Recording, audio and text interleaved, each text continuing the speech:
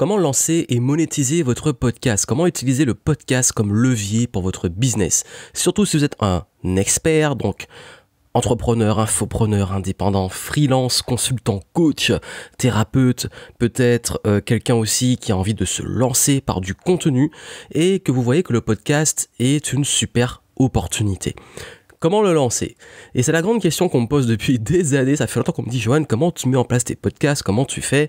Et j'ai enfin décidé de partager avec vous ma méthode, la méthode un peu Johan Yangting pour publier des podcasts et utiliser aussi les podcasts comme formidable levier pour votre business. Vous allez voir justement ce que j'ai acquis de plusieurs années d'expérience, parce que j'ai lancé mon premier podcast, je crois, en 2013, et qu'est-ce qu'il faut faire pour justement utiliser ça, bien le faire. On va voir tout ça en détail. Et oui, vous allez voir la méthode pour même avoir le rendu que j'ai en ce moment au niveau du son, mais aussi au niveau de l'image. Et d'ailleurs, si vous me regardez sur YouTube, comment avoir ces espèces d'ondes là qui bougent en direct sur mon image, je vais vous montrer tout ça. Oui, je vous l'annonce, je vais vous dire aussi que j'ai lancé une formation sur le podcast. Oui, un podcast pour vendre une formation sur le podcast, voilà, Podcastception, mais je vous l'annonce d'entrée, et justement parce qu'on me l'a tellement demandé que j'ai dit il serait enfin que je vous donne une méthode pour faire vos propres podcasts, parce que j'ai une méthode pour la vidéo, pour le contenu, pour le tunnel de vente, et il me manquait le truc sur le podcast. Et justement, ce que je voulais vous dire, c'est que, voilà, c'est en ligne pour ceux qui veulent. Vous avez le lien en description si vous voulez avoir ma méthode de podcasting. Et je voulais vous parler déjà des gros avantages du podcast. Et pourquoi le podcast est un formidable levier, surtout pour ceux qui veulent faire du contenu. Déjà, il faut savoir que, à la base, quand j'ai lancé les podcasts, j'avais deux enjeux. Le premier était que je voulais aussi toucher des personnes sur des nouveaux canaux, parce qu'au début, j'ai commencé tout de suite avec d'abord le blog, les articles, donc le texte. Et puis à un moment, je suis passé à la vidéo, j'ai lancé une chaîne YouTube, je partageais un peu ceci sur Facebook, les vidéos, et je me suis dit, bon, il y a des personnes qui sont aussi sur iTunes, et que moi-même j'écoute en podcast sur iTunes, il y avait aussi SoundCloud qui commençait un petit peu à monter, je me suis dit, bon, il y a les plateformes qui arrivent, là, il y avait aussi, à l'époque, il n'y avait pas encore les podcasts sur Spotify, mais c'est plus récent, on va dire, au moment où j'enregistre là, et je me suis dit, ce serait intéressant de pouvoir aller capter ces personnes, de pouvoir utiliser ce format, parce que moi-même j'écoutais beaucoup de podcasts, sur des radios, que ça soit via iTunes ou des sites internet, et je me suis dit c'est génial. Pourquoi? Parce que le podcast, je peux écouter pendant que je voyage, pendant que je suis dans les transports, pendant que je fais mon sport, pendant que je fais autre chose, et ça c'est ultra pratique. Et si je pouvais toucher les gens via ce format, ce serait génial. C'est la première raison. La deuxième raison, je m'étais dit, wow, les vidéos c'est bien, mais ça demande beaucoup de travail, parce qu'il faut installer le matériel, se mettre devant la caméra, se mettre en énergie, il faut vraiment être en vidéo, il faut vraiment qu'on soit, en plus il faut être, il faut faire attention à son apparence, tout ça, pour que le truc soit propre, et ça demande beaucoup de ressources avant, pendant l'enregistrement, et après il faut du montage, etc. Et je me suis dit, bon, c'est vrai que la vidéo c'est top, mais j'aimerais pouvoir juste m'exprimer, enregistrer et balancer le truc. Donc je me suis dit le format podcast, et j'ai commencé les podcasts, donc j'ai tout configuré à l'époque, en plus c'était hyper compliqué, là je vais vous montrer comment faire ça de façon ultra simple. J'avais mis un truc avec serveur sur Amazon S3 qui passait par un WordPress, qui passait par un autre serveur pour récupérer le flux RSS qu'il envoyait sur iTunes. Très souvent ça plantait, le podcast n'était pas écoutable sur les autres plateformes, le gros bordel. Mais j'avais quand même réussi à bricoler ça avec 2-3 tutos qui étaient en anglais et tout. Et j'ai commencé les podcasts et je me suis rendu compte que c'était extrêmement bien reçu par mon audience. Et si bien que j'ai trouvé ça tellement facile à produire et tellement génial pour transmettre de l'information que j'ai commencé à faire également des podcasts payant. C'est là que j'ai créé le club Révolution Positive. Et quand j'ai lancé le club Révolution Positive, donc c'était 2013-2014, j'ai commencé à partager plein de podcasts qui étaient de toute façon payants. C'était un podcast par jour. D'ailleurs, c'est toujours disponible, le club Révolution Positive. Et les abonnés reçoivent tous les jours à peu près entre 5 et 10 minutes de podcast où ils apprennent et se forment et se boostent jour après jour.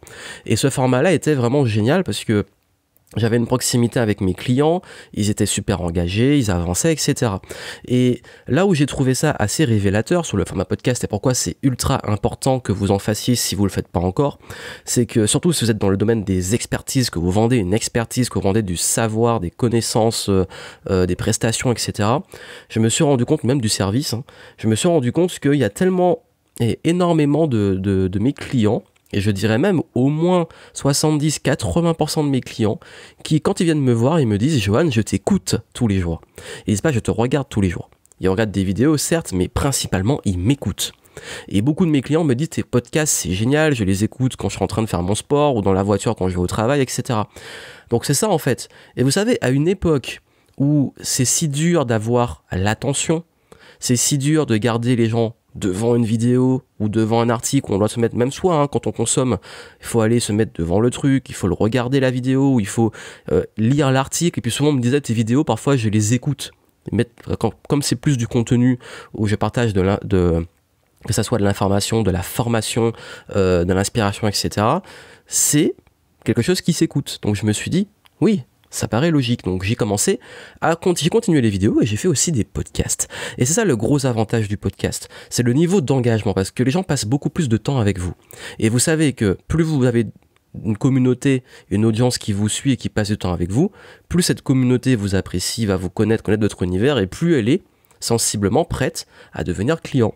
Et en termes de chiffres, j'ai remarqué que les podcasts sont à l'heure actuelle le format qui convertit le plus. Ça veut dire que sur les écoutes, c'est le format où j'ai le plus de personnes qui deviennent des clients, ou même des clients qui m'écoutent aussi. Et aussi, c'est plus intimiste. En podcast, on peut se lâcher. Vous savez, la vidéo, souvent la vidéo, quand on dépasse les 10 minutes, les gens, ils décrochent. Et puis, voilà, on est devant la caméra, on n'est pas toujours à l'aise. Là, vous pouvez vous lâcher. Il n'y a pas de caméra. Ensuite, pour ceux qui n'ont pas envie d'être devant une caméra, c'est encore plus génial. Et puis surtout, on peut se lâcher, c'est comme si on discutait en fait. Et même, l'expérience d'enregistrer un podcast, c'est pas la même que de faire une vidéo. On est plus cool, on est plus relax, on se lâche en fait. Moi en tout cas, personnellement en podcast, je me lâche beaucoup plus qu'en vidéo. Et surtout, et c'est ce qui est bien, c'est que ça crée aussi de la proximité sur des formats plus longs. Un podcast, autant une vidéo, si vous passez les 10 minutes, les gens ils décrochent. Autant un podcast, comme on peut écouter sans être devant l'écran, ça s'écoute facilement. Donc du coup, votre podcast, il peut durer 15, 20 minutes, 30 minutes. Moi-même, ça m'arrive d'écouter les podcasts d'1 heure, 2 heures, 3 heures, surtout lorsque je voyage, etc. C'est génial.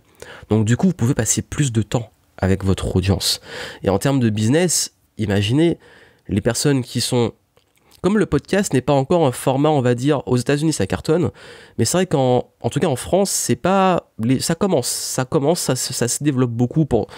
des gens qui sont en retard, parce que moi c'est un podcast que j'écoute depuis déjà des années, mais en tout cas je parle du grand public, ça adopte de plus en plus, maintenant on a de plus en plus de livres audio, donc ça paraît, les gens écoutent de plus en plus, alors que pourtant je trouve que c'est un format qui aurait dû pour moi toucher le grand public beaucoup plus tôt. Mais en tout cas c'est quelque chose qui commence à vraiment avoir ce qu'on appelle la masse qui l'adopte, et surtout c'est quelque chose qui, comme je l'ai dit, est pour moi un format clairement d'avenir. Pourquoi j'ai d'avenir? Parce que pour moi c'est déjà, normalement c'est déjà très actuel, mais d'avenir parce que on est de plus en plus saturé d'informations, de publicité, de vidéos, etc. Et le podcast, c'est le seul truc où on peut encore ne pas perdre forcément son temps, dans le sens où on peut faire d'autres choses en écoutant. Donc tout ça fait que c'est pour moi une opportunité énorme maintenant et pour l'avenir.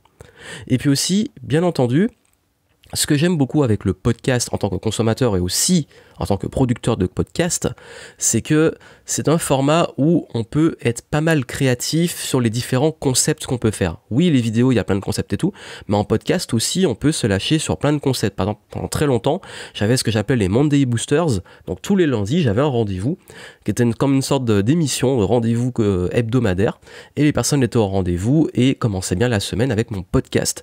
Avec le club, j'avais un format où les gens commençaient leur journée avec moi.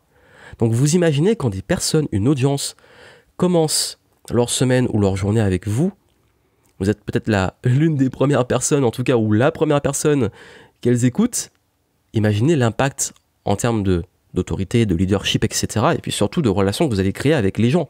Donc vraiment, si vous ne faites pas encore des podcasts, pour moi, c'est vraiment le moment. Et bien entendu, il y a beaucoup de blocages dans le sens où même des gens qui sont très bons, qui font de la vidéo et tout, ils me disent, écoute, podcast et tout, mettre ça sur iTunes, enregistrer et tout, il y a plein de tutos, il y a plein de trucs, je suis perdu, comment je mets ça en place?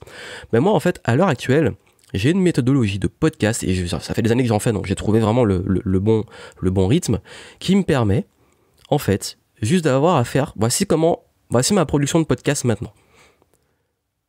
J'enregistre, donc je clique sur le bouton Record, j'arrête, j'upload, et il est disponible partout. iTunes, SoundCloud, Spotify, YouTube, Facebook. Donc, en 3 clics, j'ai publié un podcast. Ça peut paraître complètement bizarre, mais je vais vous enseigner comment faire ça, si vous le voulez. Vous pouvez très bien vous lancer votre podcast, chercher des tutos, il y a plein de choses gratuites sur le web et tout, etc. Il n'y a pas de souci. Si vous voulez une méthode, qui est ma méthode, pour aller très vite, en quelques minutes, pour les plus vifs, en quelques minutes, tout est prêt. Vous avez tout qui est prêt au niveau technique et tout pour enregistrer. Pour ceux qui sont, on va dire, peut-être un peu moins à l'aise, pas de souci, ce sera prêt, je pense, en une après-midi grand maximum, et encore, on est large.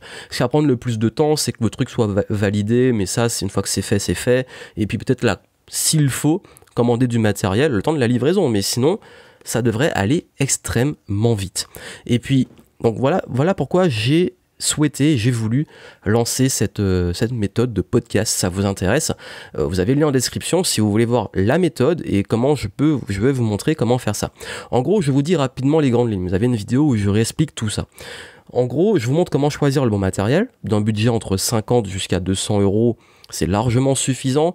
Vous avez vu, moi j'ai du matériel qui m'a coûté moins de 150 € et j'ai un rendu qui est très correct. Vous n'avez pas besoin d'avoir un studio ou d'être ingénieur son. Parce que je vais vous montrer comment traiter les fichiers en post-production, mais vous avez juste, comme je dis, c'est un logiciel qui fait tout. Vous n'avez pas à faire des trucs ultra complexes. Oui, vous pouvez aller beaucoup plus loin. Oui, les ingé-sons ou on va dire les gros geeks du truc, ils vont s'énerver en disant mais il faut une table de mixage, il faut etc. En gros, ça dépend vous ce que vous voulez. Si vous voulez pouvoir enregistrer votre podcast le plus rapidement possible avec un rendu qui est largement suffisant et donc commencer rapidement, vous le faites. Si vous voulez faire la version compliquée, devoir créer un studio, devoir vous former sur tous les trucs du son, etc., ça vous regarde. Moi, je vous montre comment aller droit au but. C'est comme la vidéo. Soit vous pouvez aller sur les trucs ultra complexes, soit vous pouvez apprendre à faire des vidéos qui sont propres, audibles et efficaces pour pouvoir partager votre contenu. Donc c'est un peu l'idée. Ensuite, je vous montre comment mettre en place tout ce qu'il faut au niveau technique. Vous avez juste besoin d'un ordinateur et d'une connexion internet. En termes de budget, et je suis transparent avec vous, en termes de budget, pour les outils que je vous recommande, vous aurez besoin. Donc comme je l'ai dit, le matériel, entre 50 et 200 €, vous aurez tout ce qu'il faut, ça dépend de vous, de votre budget, mais minimum 50 €, 200 €, on va dire que vous aurez du bon matos. Et après, bien entendu, les trucs à 1000 € et tout, c'est pour les pros, mais vous n'êtes pas dans l'optique de devenir un pro, enfin pas de la radio.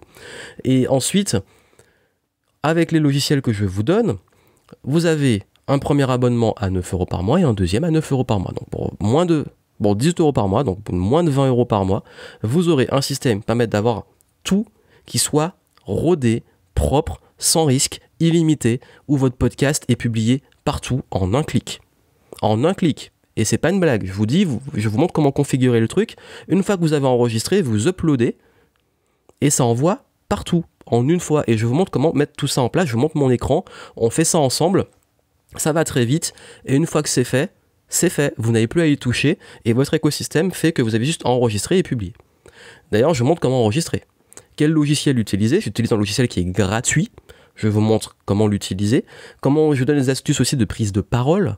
Si vous êtes plus à l'aise pour poser votre voix, pour être bon en podcast, pour réussir tout ça, pour bien enregistrer, pour que le son soit propre, je vous donne mes astuces. En plus, je me suis fait beaucoup coacher dans le temps sur la prise de parole en public, face vidéo, en conférence, etc. Et je vous donne des astuces ultra efficaces pour rapidement vous améliorer en podcast. Vous verrez également au niveau marketing et monétisation ce qu'il faut savoir. Comment le faire connaître, parce que le podcast est un format très particulier où pour le faire connaître, c'est un petit peu plus dur que des vidéos référencées sur YouTube, mais je vous montre des astuces pour le faire connaître très très vite. Également, comment être bien référencé, comment arriver dans le top, éventuellement des podcasts, j'espère, de votre catégorie, hein, si vous faites les choses bien. Je vous montre aussi comment utiliser le podcast comme levier de content marketing, comme on dit, comment vendre avec un podcast, comment valoriser vos produits-services, qu'est-ce qu'il faut mettre en place pour bien le faire, comment utiliser aussi le podcast, comment le monétiser. Si vous voulez gagner de l'argent, je vous montre 3 façons différentes de monétiser un podcast. Bref, avec tout ça, le but, c'est que vous ayez en quelques minutes ou quelques heures tout qui soit prêt pour publier vos podcasts, et ensuite une stratégie derrière pour pouvoir le faire connaître, l'utiliser comme levier et en tirer l'essence. C'est basé sur mon expérience de plusieurs années en podcast. Je vous montre comment faire ça rapidement pour que vous soyez rapidement autonome, et mon but, moi, c'est que j'ai vraiment envie que ce soit des gens motivés. Si vous avez vraiment envie, voilà, vous dites ok, je me lance en podcast, je sais pas comment faire, vous suivez, et normalement, dès ce soir ou demain, vous êtes opérationnel pour faire du podcast. Donc voilà, donc vous avez le lien en description. Le lien, c'est, si vous écoutez un podcast, Joyang, donc joyang.me/podcast. Vous allez sur le site et vous pouvez commander la méthode. Vous avez toutes les infos, le contenu détaillé, vous avez une petite vidéo explicative, vous commandez tout ça et vous pouvez suivre ma méthode et avoir votre podcast qui est prêt et avoir tout l'écosystème qui me permet, moi, en un clic, d'avoir les podcasts que vous écoutez généralement, ou celui que vous écoutez en ce moment, quelle que soit la plateforme. Et comme je vous l'ai dit, je l'ai enregistré, je l'ai uploadé et il a été publié partout. Donc, je vous retrouve justement dans ce programme. C'est un plaisir pour moi de l'avoir enfin lancé, c'est à toutes les demandes que j'ai eues. Et puis surtout, moi, j'ai hâte d'écouter vos podcasts et j'ai hâte de voir ce que vous allez pouvoir faire avec tout ça. Donc plein de succès à vous et je vous retrouve éventuellement en podcast. À très vite.